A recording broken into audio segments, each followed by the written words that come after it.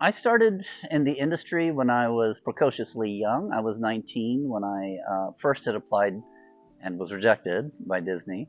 And then when I was 20, they came around a year later, and I'd gotten all my ducks in a row. And luckily, I was part of their internship program that used to run in the Florida studio. And it was kind of like out of a dream because I still had the tassel on my head, and I get the phone call, and they were saying, "Would you like to come to California and do another training?" So I did that for about 8 months, and then I in California, and started on the movie Lion King, and then finished out the next 14 years of my career at the Florida studio. Particularly with game and film, there is a lot of turnover, particularly when projects wind down.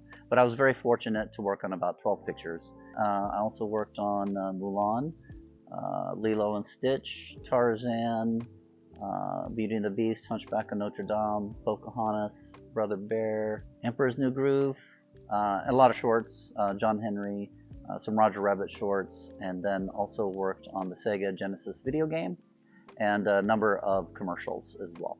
So this is fascinating because the Masterclass itself is an extension of the training that we would teach our employees at Disney. Basically, we start at the very beginning, learning the basics of frame rates, understanding timing, squash and stretch, anticipation, overlap, overshoot.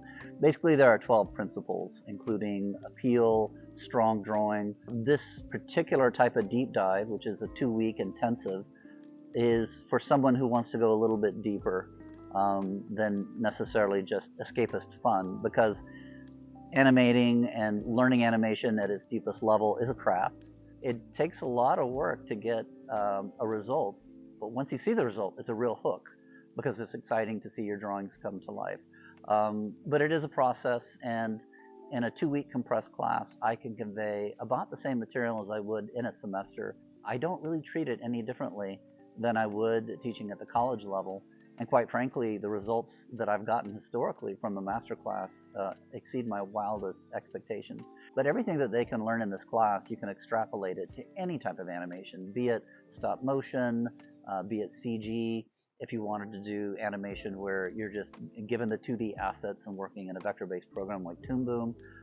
So I would say if there is connective tissue with a specific silo, it would be 3D animation, because it still employs all the same principles. The only thing that might be slightly different is strong drawing is one of the 12 principles with traditional animation.